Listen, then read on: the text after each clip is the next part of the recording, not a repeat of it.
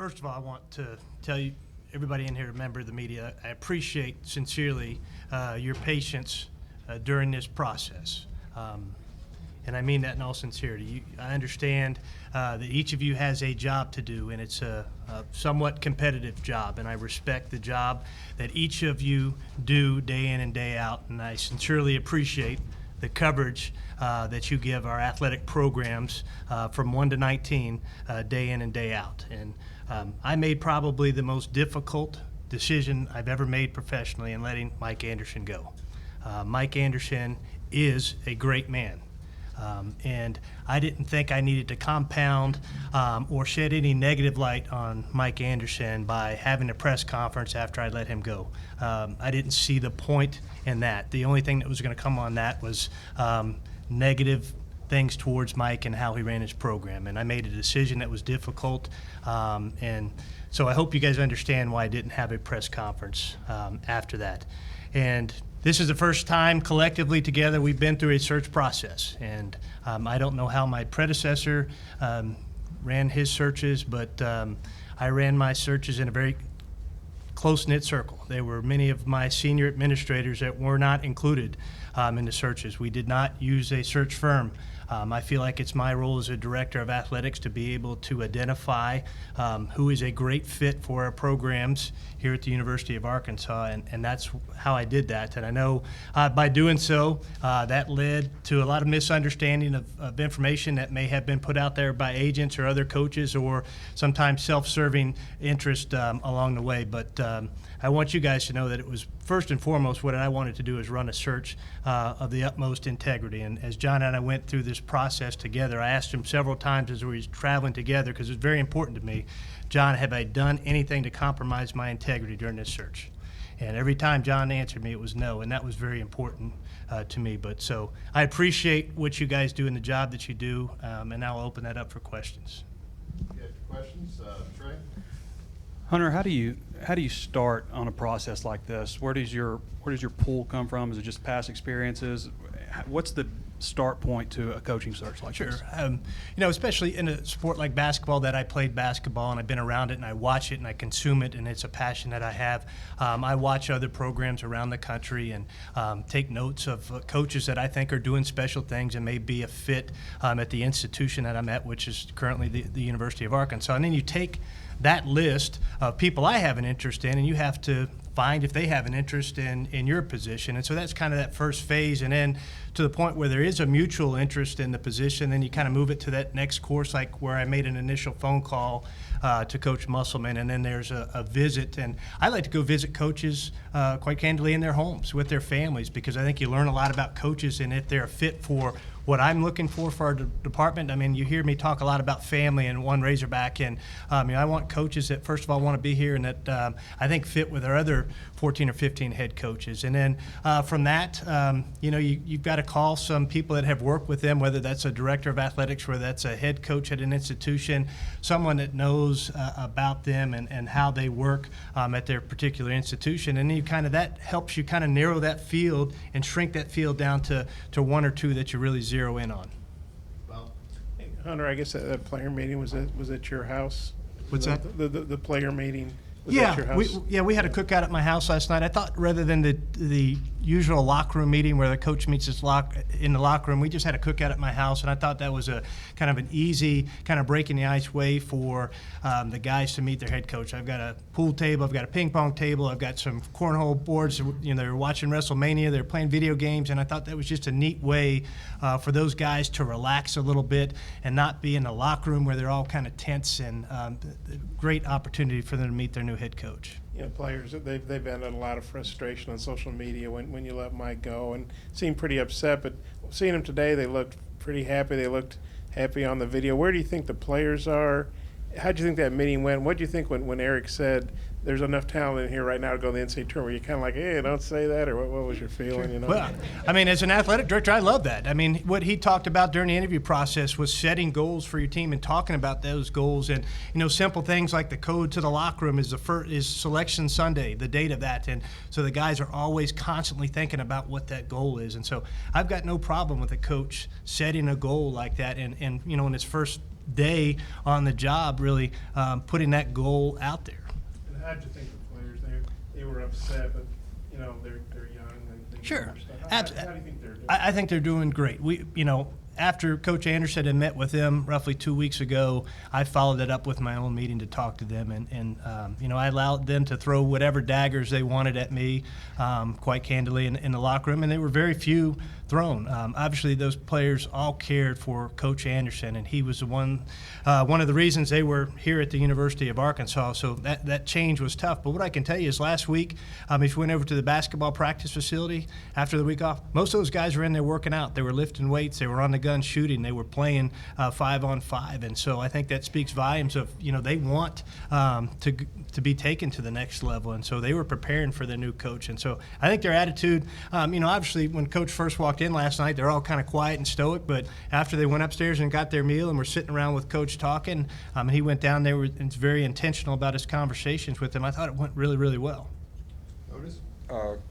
How much Coach Musselman, his NBA experience, being a head coach and stuff, and how much did that play into the decision to hire him? I mean, did that factor in quite a bit? I don't know if it's necessarily his NBA experience, but his experience at all levels and the fact that he had been successful at all levels. And, you might look at his record at Golden State and say, well, he had a losing record, but he also looked like he was the runner-up for the NBA Coach of the Year in his first season at Golden State, where he really flipped that program around. And so he's been successful at all levels. But here at the University of Arkansas in the Southeastern Conference, you want to recruit the elite players that want to play at that next level. And I think what he can prepare them for is that next level, whereas he talked about whether that's Europe or that's the G League or the D League, whatever they call that league now, and the NBA, and he can tell them, here's the path, and here's how you get there.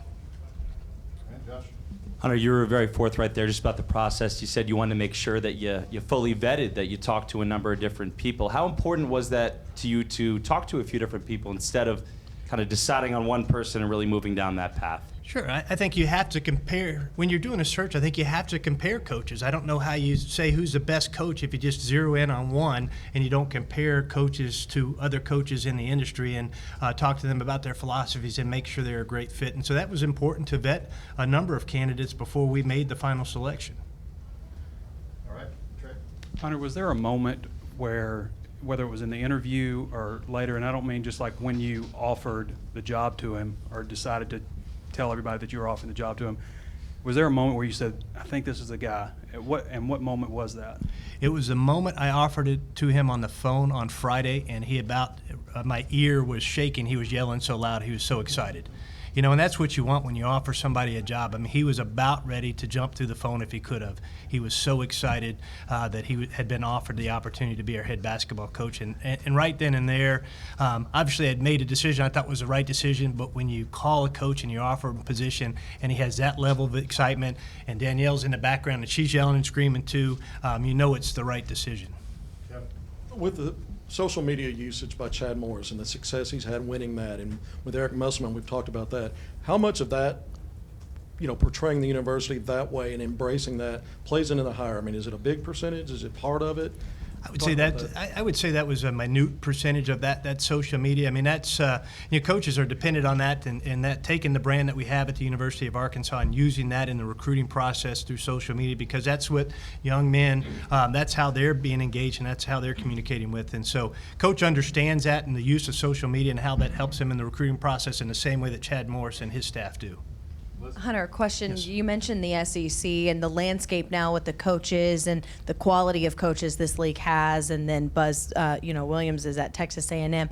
Musselman fitting in and being competitive in a league right now that's really, really building their basketball programs. Yeah, it's very important. I mean, I think it's the experience he's had at all levels, coaching elite athletes and the connections he has. I mean, I think one of the first phone calls he got yesterday when this became official was from Coach Calipari, and I think that shows the respect he has from coaches around the country that, he said Coach Calipari was welcoming him to the league, and he says, I'm coming after him, so I don't know how much he's going to welcome me when we get on the court with him. And Bob? Hunter, how many guys did you talk to about this job? I mean, formal interviews and maybe even casually, guys expressing interest. How many guys did you actually talk to I about the think job? as we got to we really shrunk the pool down from, I would say, a dozen to about 4 or 5 that we really zeroed in on. And then what was it that week like? I mean, for you, you obviously, I guess, wanted to check with some other guys. We were always feeling like, okay, Eric, I think he's the guy, but I want to make sure. Or what was that week like, or whatever? Sure. That was what the week was like. I mean, just comparing each of the candidates that we wanted to interview, and you've got coaches that are somewhat in the midst of seasons that you may want to have a conversation with. And I'm very adamant in how I run searches that I'm not going to talk to a coach when they're still competing, when they have student athletes. That should be their focus. And I think that's a bad way to run a search if you try to connect with coaches and take their distraction away from the student athletes and what they're trying to accomplish at their current institution. Mike? Just watching, did you watch tape? Did you ask for tape of Nevada? Had you seen a number of their games, and what did you think if you did? What you saw? I watched, I don't know that I watched tape. I was able to pull up some highlights of the game in which they played against Florida, and they weren't very good early in that game, and then I think they took Florida out of their comfort zone and started to speed that game up. I think we all know Florida likes to play really, really slow, and they were able to slow Nevada down early, and then Nevada was able to flip that and almost came back and won that game, and so that was a game I paid particular attention to. Tom? Hey, Hunter, what ultimately was your reason in deciding to change coaches here? I think we did not have the level of success. We had success, but we didn't have the level of success I believe we could have here at the University of Arkansas. And that was reaffirmed again. I said this earlier, when I talked to other coaches around the country, whether they had an interest in this job or not, or they were calling to talk about another candidate in the pool, it was always that this is a top-tier SEC job. This should be a top 2 or 3, a team that's in the top 2 or 3 in the SEC year in and year out, and one that's in the top 20 year in and year out. And that we hadn't met that consistently over the past 8 years. Nate? Just since Eric doesn't have any ties to Arkansas, how much are you going to try? I know he's got a lot to do, but try to get him around the state this summer with Razorback Club meetings and that kind of thing. Well, he'll start tackling that, and him and Coach Morris are heading over to Little Rock together on Wednesday for an event. So we're already starting to get him out and about across the state, and our external team and our Razorback Foundation team, they're already putting together a schedule. That's very important to get him around the state, and he understands the importance of him and his staff being in the high schools across the state as well. So it's kind of a twofold. He's got the recruiting piece where he needs to get out and around the state with him and his staff, getting into the high schools, and of course we want to get him out and around the state and engage with our various constituents from all corners of this state. Coach, I guess just looking back, kind of an overview of Musselman's past teams, what were some of kind of the defining qualities that his teams had that intrigued you? I think, first of all, he talked about it, they play hard for the entire game. I remember a game a few years ago, I think they were playing Cincinnati in the tournament, and I think Cincinnati may have been up by 20-some points in that game, and they came back in that game. I think they ended up winning that game. And just that they play hard throughout. There's not, they may not play great throughout, but they're always playing hard. And I think that, you look at, I think Nevada had 24 wins in the 2 seasons prior to Coach Musselman's arrival. They haven't won less than 24 games in the 4 seasons since he's been there. And I think that's a testament to him changing the culture of that program and the fact that what he instills in them. And I think just how they played and played hard throughout was one of the things that stuck out in my mind. All right, we have- Bob, you have another question? I can't believe that. We'll go Matt Jones, and then we'll. Well, no, finish with Bob got his hand up first. Well, he's our closer. He's been working 5 days in a row. We'll go Matt first. Hey, with Mike, at what point did you make your decision on Mike? And was there anything in your your end of season meeting with him that he could have said or done for him to be allowed to come back for another year? I mean, Mike and I met on Monday after the season was over. We played at Indiana on Saturday, and then he had a kind of a list of things that I wanted to talk about on Monday that were delivered to him. And then we met. I think, some attended at the Blessings saw that we met at the Blessings, and that wasn't an attorney. That was actually John Fagg that was in that meeting, as well as our basketball sport administrator. And I think just a little bit more of a vision for our program moving forward may have helped. And quite honestly, I did not make my decision till I laid my head on the pillow that Monday night. It was as I said, it was an extremely hard decision. I mean, as an athletic director, you let a coach go that's never had a losing season, that was so closely tied to this program and the history that he had here with Coach Richardson and the great man that he was and all he stood for. I mean, I told him the day I let him go, this is the hardest thing I've ever had to do, Mike, because you and I stand for so many of the same values in our lives and what we want to happen for these young men off the basketball court.